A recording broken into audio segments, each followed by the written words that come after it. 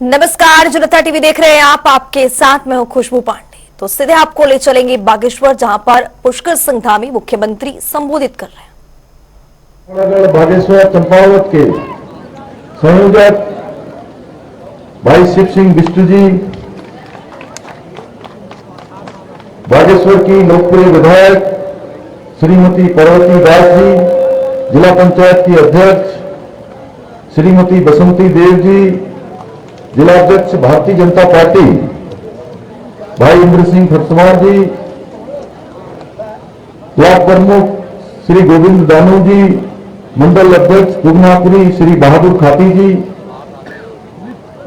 Block प्रमुख पुष्पा देवी जी, विधानसभा प्रभारी राजेंद्र परिहार जी, संजय परिहार जी, जिला महामंत्री पूर्व जिला पंचायत के अध्यक्ष श्री विक्रम शाही जी, जिला पंचायत सदस्य पूरन सिंह गढ़िया जी, श्री राजेंद्र सिंह राठौर जी संचालक, योगेश हरड़िया जी संचालक, कुंदन रेखोला जी, धन सिंह वाफिला जी, राजेंद्र महर जी, हरीश कोरंगा जी मंडल अध्यक्ष, नंदा वल्लभ तिवारी जी मंडल अध्यक्ष, आनंद धपोला जी मंडल प्रभारी, प्रभा गढ़िया जी महिला मोर्चा जिला पंचायत सदस्य अध्यक्ष, चंपा आर्या जी पूर्व नगर पंचायत अध्यक्ष कपूर एवं मंच पर आसीन मेरे सभी वरिष्ठ पदाधिकारीगण, सभी जनप्रतिनिधिगण और इस कार्यक्रम में बड़ी संख्या में आए हुए मेरे सभी बड़े बुजुर्ग,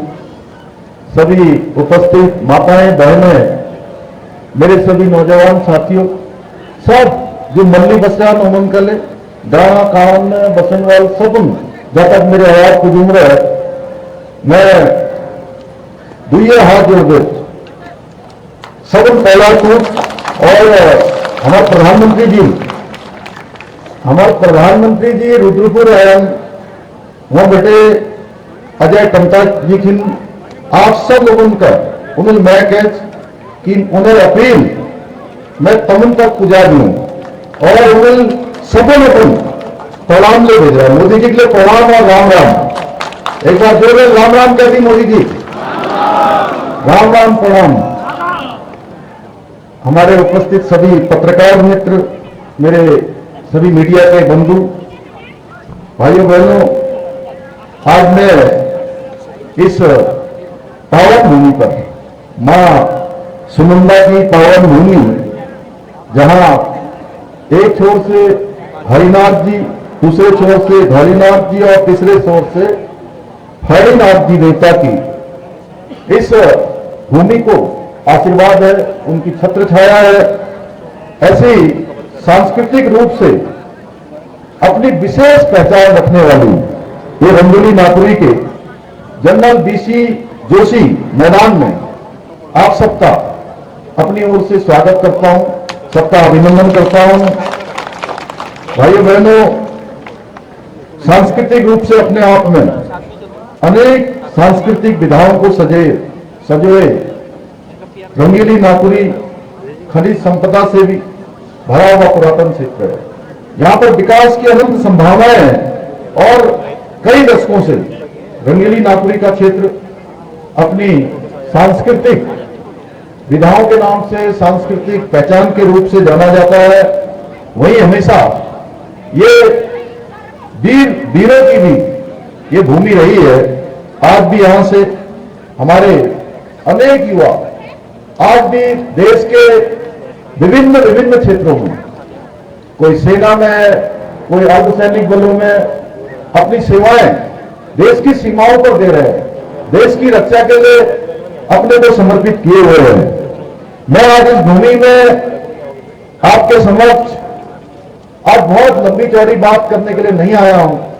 मैं केवल आज माननीय प्रधानमंत्री आदरणीय मोदी जी को तीसरी बार देश का प्रधानमंत्री बनाने के लिए और भाई अजय टमटा जी जो उनके प्रतिनिधि के नाते यहां से मोदी जी ने, पार्टी हाईकमान ने उनको आप सबके बीच में फिर से सेवा करने के लिए भारतीय जनता पार्टी का प्रत्याशी बनाया है।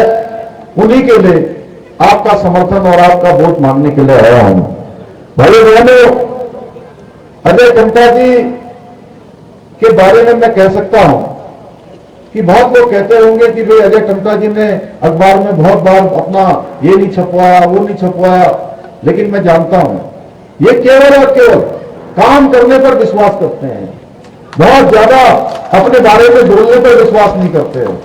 आप देखिए केंद्र के सहयोग से हमारे सुरेश गढ़िया जी ने और अजय टम्टा जी ने मिलकर काम किया, इसलिए 172 पुल टावर आए, उसमें से 72 टावर कहां लग गए? हमारे इसी कपकोट विधानसभा में लग गए भाइयों बहनों। ऐसे अनेक कामों को आपने आगे बढ़ाया है। अभी ये यहां से देवाल को जोड़ने वाली सड़क, ये सड़क भी हमारी मंजूर हो गई है। कपकोट से देवाल को जोड़ने वाली सड़क, यहां से सिमली ग्वालडम और जलजीबी तक सड़क यही हमारे बागेश्वर के रास्ते से होकर जाने वाली है भाइयों बहनों, सीमांत क्षेत्र तक, कैलाश मानसरोवर तक। ये सारे काम जब भी अजय टम्टा जी मिलने आते हैं तो यही कहते हैं कि भाई साहब मेरे क्षेत्र का ये काम कर दो, यहां का मेरे लोकसभा क्षेत्र में आज कपकोट का ये काम है, आज बीटी सामा का वो सेंटर नहीं खुला, आज बागेश्वर से सिमली ग्वालदम होने वाली रोड का जो है एनओसी नहीं मिला, बिहार ने काम थोड़ा ढीला कर दिया है। तो जब भी आते थे तब काम के बारे में कहते थे। मैं केवल ये बताना चाहता हूं, कई बार लगता है कि सांसद का क्षेत्र बहुत बड़ा होता है, इसलिए सांसद एक एक व्यक्ति से मिलना थोड़ा कठिन काम है, लेकिन उसमें भी बहुत सहजता से आपने काम किया है। बहुत सारे स्थान ऐसे हैं जहां पर लोग विधानसभा क्षेत्रों तक भी नहीं पहुंच पाते। अब जो प्रत्याशी आए वो भी कहीं लगता है कि इतने छोटे छोटे स्थानों पर अजय टम्टा जी स्वयं जा रहे हैं, दूसरे लोग क्या उनकी पार्टी के लोग भी कोई दिखाई नहीं देंगे भाइयों बहनों। मैं आप सबके बीच में आज वैसे पहली बार आया, जब से मुझे मुख्य सेवक का दायित्व मिला, तो मुझे यहां पहुंचकर भी बहुत खुशी हो रही है। भाइयों बहनों, हम सब जानते हैं कि मोदी जी के नेतृत्व में देश तेजी से आगे बढ़ रहा है। खबरों में आगे बढ़ेंगे। प्रधानमंत्री नरेंद्र मोदी 11 अप्रैल को ऋषिकेश में जनसभा करेंगे। इसको लेकर बीजेपी ने तैयारियां शुरू कर दी है। वहीं इस दौरान आईडीपीएल मैदान में भी भूमि पूजन कार्यक्रम आयोजित किया गया है, जिसमें मुख्यमंत्री पुष्कर सिंह धामी ने शिरकत की है। आईडीपीएल मैदान में भूमि पूजन पूजा पाठ किया गया। इस दौरान सीएम धामी ने कहा कि पीएम मोदी को उत्तराखंड के प्रति विशेष लगाव है।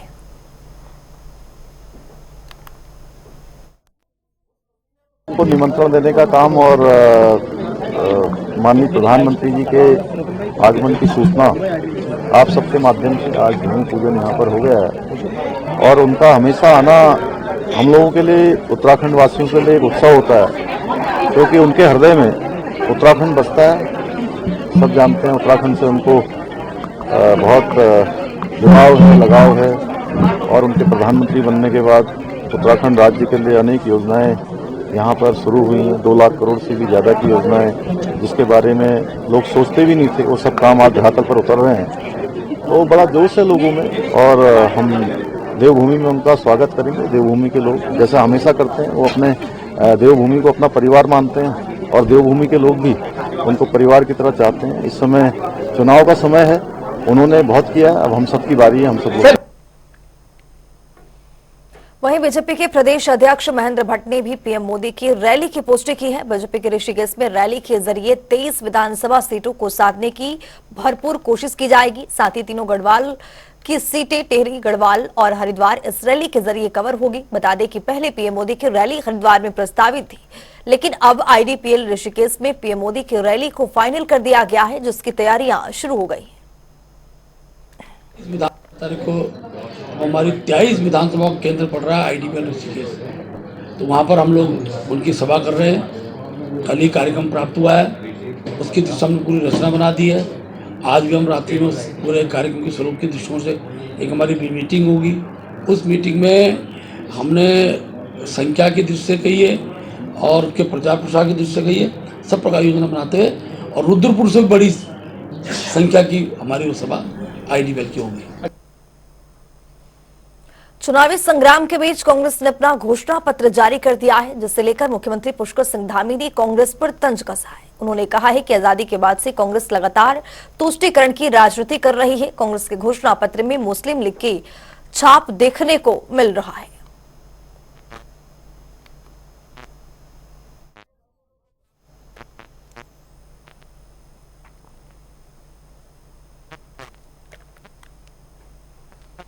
वहीं बीजेपी के प्रवक्ता सुरेश जोशी ने कहा है कि जो कांग्रेस की तरफ से न्याय पत्र जारी किया गया है वो न्याय पत्र नहीं बल्कि अन्याय पत्र है, क्योंकि आज तक कई बार कांग्रेस की सरकार केंद्र में भी रह चुकी है और प्रदेश में भी, लेकिन कांग्रेस की सरकार ने नहीं तो किसानों के साथ न्याय किया और न ही किसी महिला के साथ न्याय किया है।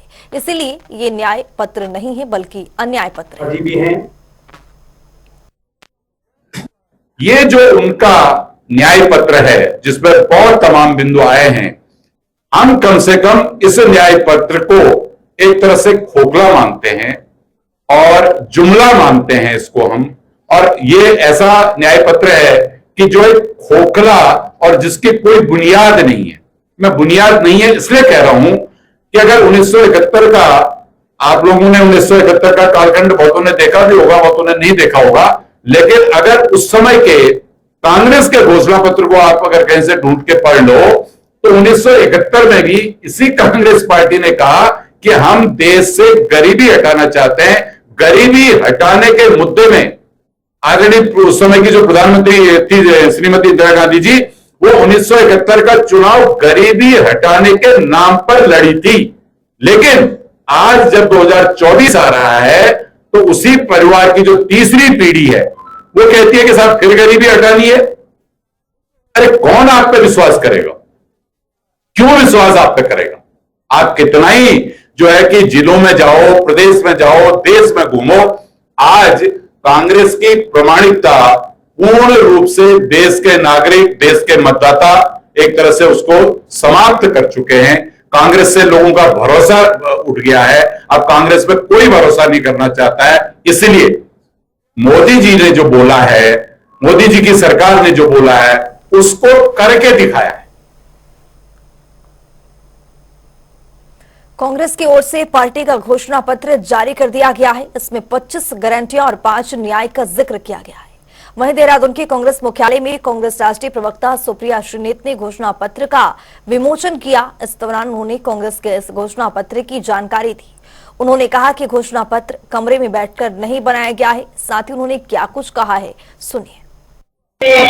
हमारे सम्मानित अध्यक्ष जी ने इसका विमोचन किया था और कल पहले जयपुर में, जहां पर अध्यक्ष जी, सोनिया जी और प्रियंका जी ने एक विशाल जनसभा को संबोधित करके इन बातों को बताया, और शाम को हैदराबाद, तेलंगाना की राजधानी हैदराबाद में एक विशाल जनसमूह का आवाहन और उनका संबोधन श्री राहुल गांधी जी ने किया और इस मैनिफेस्टो पे चर्चा की। मैं आपको क्रमवार तरीके से हमारे मैनिफेस्टो में क्या है उस पर तो जरूर बताऊंगी, लेकिन 2-4 चीजें पहले बोल देनी जरूरी है। प्रदेश की 5 सीटों पर कैबिनेट मंत्री प्रेमचंद अग्रवाल ने बीजेपी की जीत का दावा किया है। उन्होंने कहा है कि प्रदेश के साथ साथ देश भर में बीजेपी की भारी मतों से जीत रही है। उत्तराखंड के जो वोटर एसोसिएशन है, इनके द्वारा अनुरोध किया गया है कि मतदान में प्रतिशत को बढ़ाने के लिए और आम जनता को मतदान के प्रति उत्साहित करने। लोकसभा चुनाव के पहले चरण के मतदान को बस कुछ ही दिन बचे हैं। ऐसे में सभी पार्टियों के नेता अपनी अपनी जीत का दम भरते नजर आ रहे हैं। इसी कड़ी में हरिद्वार जिला पंचायत अध्यक्ष किरण चौधरी प्रदेश की 5 लोकसभा सीट पर बीजेपी की जीत का दम भरा है। किरण चौधरी ने कहा है कि जनता अपना मन बना चुकी है। बीजेपी एक बार फिर बहुमत के साथ सत्ता में वापसी करेगी। जो ये आज बड़ी जीत एक इतिहास बनने जा रहा है, इसका टेलर यहाँ की पब्लिक ने जिला पंचायत के चुनाव में दे दिया था। वो टेलर था, अब वो पिक्चर, पूरी पिक्चर सामने आ रही है। तो स्टार प्रचारक भी हमारे आएंगे, बड़े नेता भी आएंगे, लेकिन यहाँ की पब्लिक ने पहले से ही मन बना रखा है। अब आप देख रहे होंगे कांग्रेस के जो बड़े बड़े दिग्गज, जो पुराने कांग्रेसी थे, वे भी आज भारतीय जनता पार्टी का दामन छोड़ रहे हैं, पकड़ रहे हैं, उसको छोड़ के आ रहे हैं। कांग्रेस खाली हो चुकी, उन्हें पता कि कांग्रेस के पास सिवाय इस देश को, इस समाज को, इस दुनिया, भारत माता को धोखा देने के सिवा उसके पास कुछ नहीं है। इतिहास बनाने जा रहे हैं। अब तक हम भी आकलन नहीं कर सकते, आप लोगों ने भी आकलन किया होगा कितने वोटों से जीते। एक इतिहास बनेगा वोट जीतने का।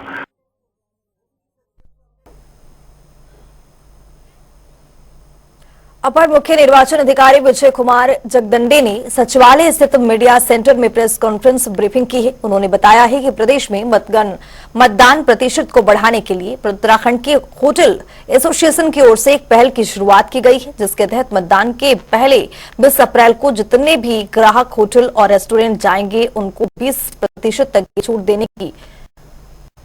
दी जाएगी।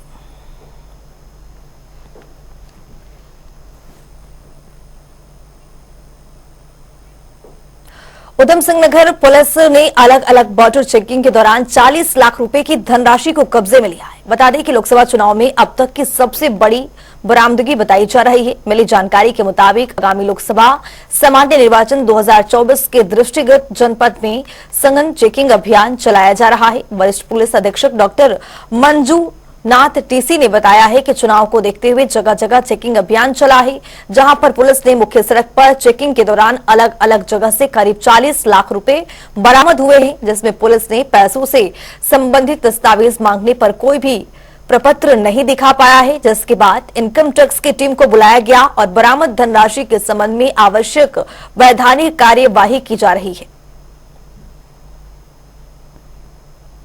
नमस्कार। अभी आदर्श आचार संहिता लागू है 2024 चुनाव के परिप्रेक्ष्य में। विगत 2 दिन में हमारे टीम्स द्वारा आईटीआई और काशीपुर थाना क्षेत्र में टोटल जो है लगभग 40 लाख का कैश पकड़ा है। तो पहला तो एफएसटी द्वारा आईटीआई थाना क्षेत्र में 33 लाख कैश बरामद हुआ है।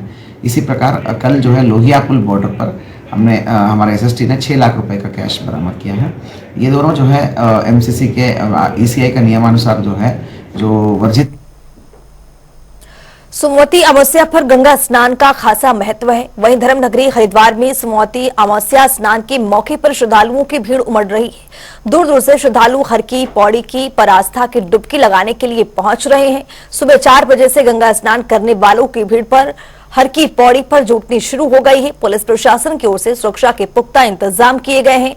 मेला क्षेत्र को 16 जोन 39 सेक्टर में बांटा गया है। ट्रैफिक जाम से बचने के लिए रूट डाइवर्ट प्लान लागू किया गया है। साथ ही शहर में भारी वाहनों के प्रवेश पर भी रोक लगाई गई है। शाम तक हर की पौड़ी पर लाखों श्रद्धालुओं के पहुंचने का अनुमान है।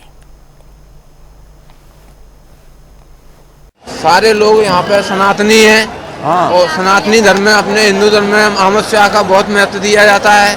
इसलिए हम लोग सभी लोग यहाँ पर भाईचारे से गंगा स्नान कर रहे हैं और गंगा में आकर हम श्रद्धालुओं को बहुत यहाँ पर ध्यान रखना चाहिए साफ सफाई का, क्योंकि हमारे माननीय प्रधानमंत्री जी का भारत सफाई अभियान बहुत अच्छा प्रोग्राम चल रहा है और हम चाहते हैं कि सारे भारत के लोग भाईचारे से आएँ और यहाँ पर अच्छा व्यवस्था करें। हमारे यहाँ के माननीय मुख्यमंत्री जी श्री धामी जी का बहुत अच्छा यहाँ पर रख रखाव है और बहुत अच्छी मेला की व्यवस्थाएं हैं और यहाँ से हम कामना करते हैं कि सारे लोग आराम से यहाँ पर नहा के गंगा स्नान करके अपने अपने स्थानों पर जाते थे। और प्रातः काल से ही हजारों की संख्या में, जहाँ तक लगभग बोले तो लाखों की संख्या में श्रद्धालु आस्था की डुबकी लगा रहे हैं और आस्था की डुबकी लगाने के साथ साथ अपने पितृजनों को पिंडदान, तर्पण, जलदान, श्राद्ध कर्म कर रहे हैं और गंगा जी में सुहागन स्त्रियां पूजा कर रही हैं, सुहाग पिटारी चढ़ा रही हैं, माता का श्रृंगार चढ़ा रही हैं, ब्राह्मण को वस्त्र दान कर रही हैं, भोजन दक्षिणा दे रही हैं। इस प्रकार से अपने मन की आस्था एवं मैदानी क्षेत्र में पड़ रही गर्मी से बचने के लिए देश भर से पर्यटक नैनीताल समेत आसपास के पर्यटक स्थलों का रुख करने लगे। पर्यटकों की आमद से सरावोर नगरी नैनीताल गुलजार हो उठी है। पर्यटकों के नैनीताल पहुंचने से पर्यटन कारोबारी अब खुश नजर आ रहे हैं। इस रिपोर्ट के जरिए देखिए।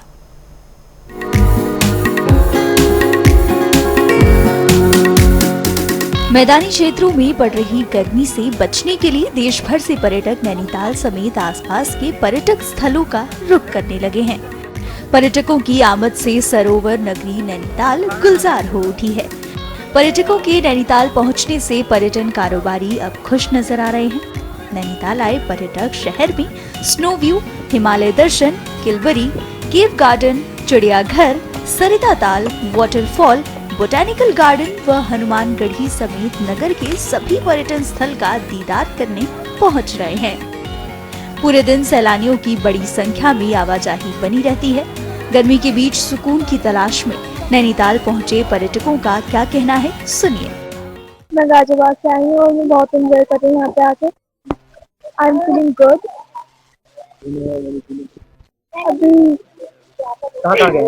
अभी मंदिर गए हैं और अभी बोटिंग करी है। बहुत अच्छी जगह है और आके घूमे, मुझे आकर बहुत अच्छा लग रहा है। बहुत ठंडी जगह है यहाँ पे, क्योंकि नोएडा में ज्यादातर गर्मी पड़ रही है, इसलिए हम यहाँ थोड़ा सर्दी में आने के लिए हम नैनीताल आए हैं। झील में हमने बहुत मस्ती की है और राफ्टिंग भी की हमने बहुत ज्यादा, जिससे हमें बहुत अच्छा लगा। मंदिर गए थे और वो कैची धाम गए थे, बोटिंग की थी हमने, और भी बहुत सारी जगह घूमे।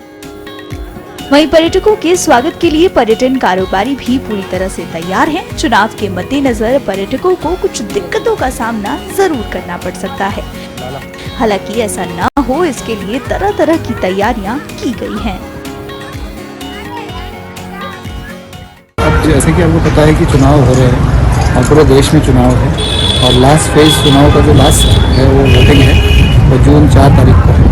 तो हमारा सीजन तब चरम पे होगा और जो पर्यटक जो नैनीताल आता है तो हर आदमी देखिए कार्ड और गूगल पे वगैरह यूज़ नहीं करता, कैश लेके भी लोग चलते हैं, क्योंकि हमारा मोस्टली पर्यटक जो है उत्तर प्रदेश से है और दिल्ली NCR से है। तो उसमें कुछ परेशानियां आएंगी, तो हो सकता है पर्यटक कुछ कम आए यहाँ पर, क्योंकि चेकिंग बहुत है रास्तों में।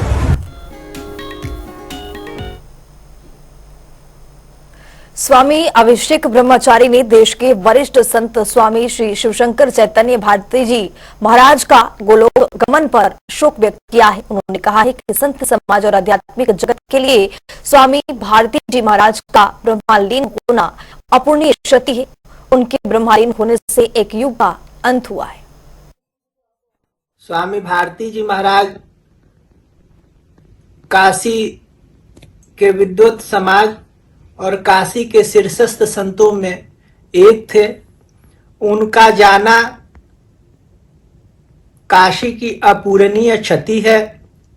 स्वामी भारती जी महाराज जो विरक्तों की श्रृंखला है उसमें सर्वश्रेष्ठ संत माने जाते थे। उनको हम लोग जंगम विश्वनाथ के रूप में जानते और मानते थे। उनकी शिक्षा सदैव राष्ट्रहित और राष्ट्र के प्रति समर्पित भावनाओं से ओतप्रोत होती थी। उनका मानना था कि व्यक्ति महत्वपूर्ण नहीं है, विश्वनाथ महत्वपूर्ण है, और हमेशा कहते थे कि यहाँ नहीं, जाओ विश्वनाथ का दर्शन करो, जाओ विश्वनाथ का दर्शन करो।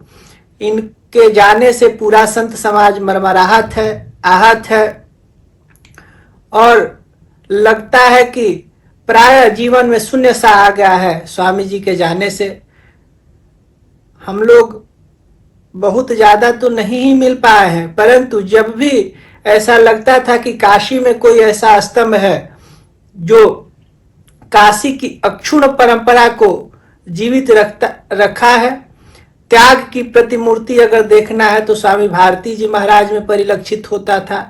वैराग्य की प्रतिमूर्ति देखना है तो स्वामी जी में परिलक्षित होता था। साधना और भक्ति की पराकाष्ठा देखना है तो स्वामी जी में परिलक्षित होता था। विद्वता और शिष्टता की जो परिभाषा थी वो महाराज जी में परिलक्षित होता था। महाराज जी को जाने से मैं स्वयं आहत हूँ, स्वयं मरमराहत हूँ, और पुनः महाराज जी के चरणारविंद में अपनी वाक्य पुष्पांजलि अर्पित करते हैं। हर हर महादेव। इस बुलेटिन में मेरे साथ इतना ही। देश और दुनिया की तमाम खबरों के लिए बने रहिए जनता टीवी के साथ।